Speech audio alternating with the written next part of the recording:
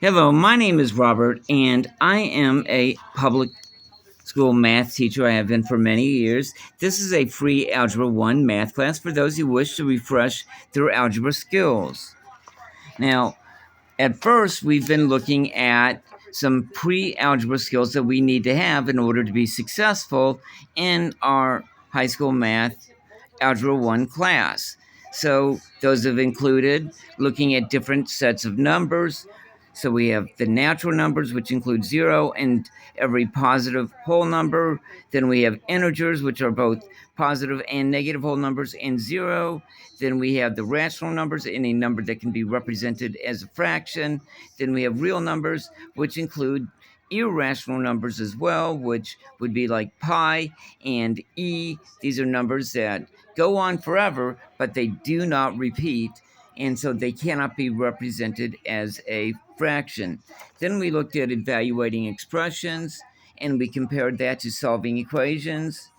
The difference is that with an expression, we're often told what the value of a variable is, whereas when we solve an equation, we have to determine what the value has to be for that variable. Then we looked at converting fractions to decimals and decimals to percentages and vice versa. So we practiced with that. Now we're going to look at exponents. So when we're looking at an exponent, we need to identify the parts of it. First is the base. The base is the number that I am raising to the power in the exponent. So, for example, if I have 2 to the fourth power, the number 2 is the base, and 4 is the exponent. And this tells me how many times I need to multiply the base by itself, but I take one of those away. So, for example, if I have 2 to the third power, like I brought up before as an example, then I have 2 times 2 times 2. So, really, I'm only multiplying 2 by itself twice, not 3 times. So, I subtract 1 from my exponent, and then that tells me how many times that I need to multiply the base times itself. Now, I can not only have positive uh, whole numbers as the exponent, I can have zero, or I can have a negative exponent, or I can even have a fraction as an exponent. So I'm going to show you how these various things work. First, what about if I have some some base raised to the zero power? So let's look at that. Now, see our example here. We have 7 cubed is 7 times 7 times 7. And then if I want to go to 7 squared from 7 cubed, I divide by 7, right? So 7 squared is 7 times 7. Now if I want to go down to 7 to the first power, then I just divide the 7 squared by 7, and I'm just going to have 1 7. Now next, I divide again by 7. So what happens if I divide 7 by itself? I get 1. So 7 to the 0 power is just 1.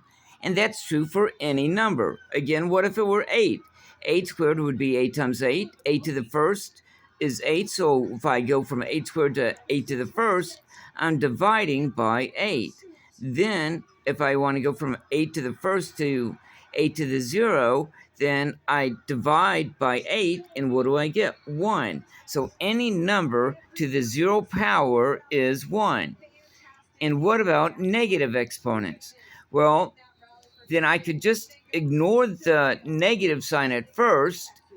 And so if I have like 7 to the third power, what would that be? Like 7 times 7 times 7, right?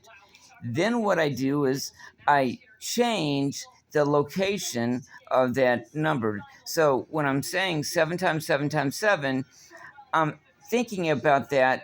If I want to think about that as a fraction, then the 7 times 7 times 7 is in the numerator, right?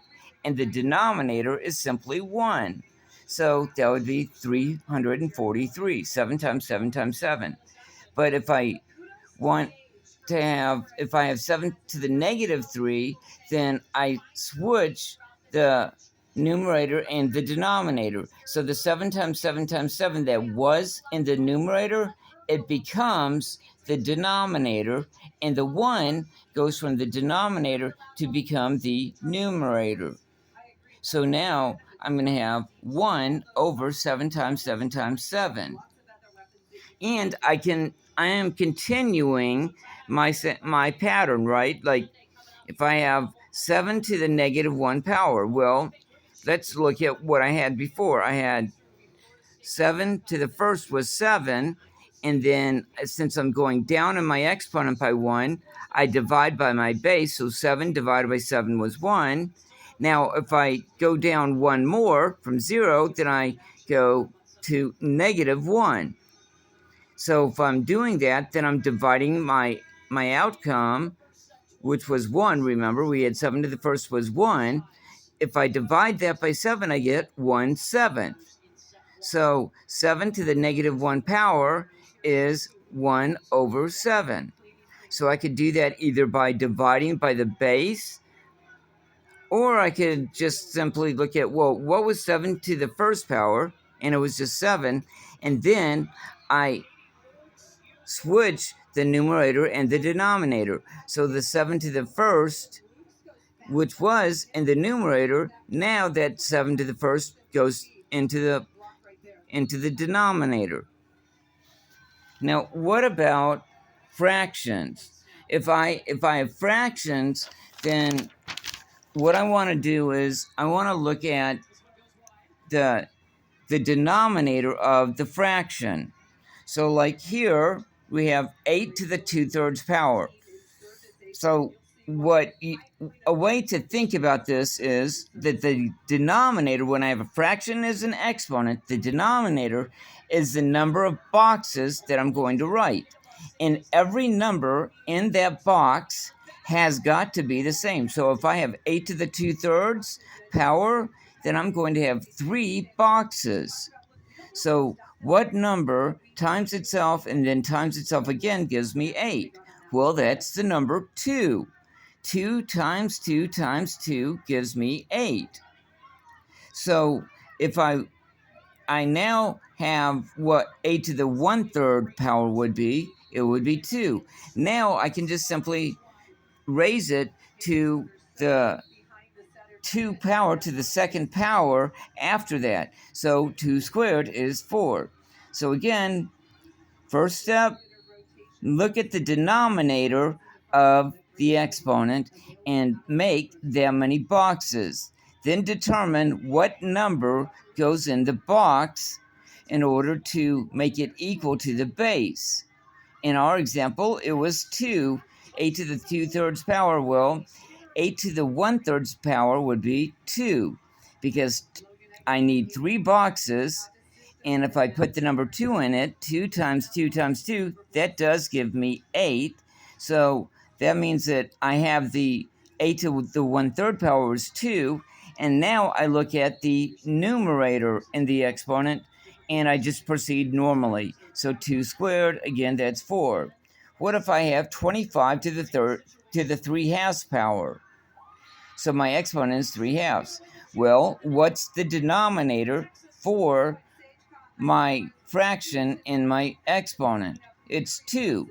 So I draw 2 boxes. What number times itself is 25? And that's 5, obviously. 5 times 5 is 25. So that takes care of the 1/2 part, right? So I've got 5. Then I raise it to the numerator in the exponent. So that's 3. So 5 to the 3rd power is 125. That's just like 5/4. So hopefully this helped you to become more clear about exponents.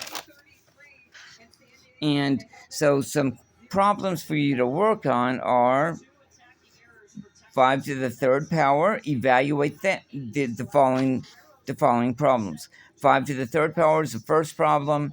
The second is 9 to the 0 power. The third is 3 to the negative 2 power. And the fourth is 16 to the 3/4 power. Well, I hope that this was helpful, and I look forward to seeing you again next time. Thank you. Have a good day.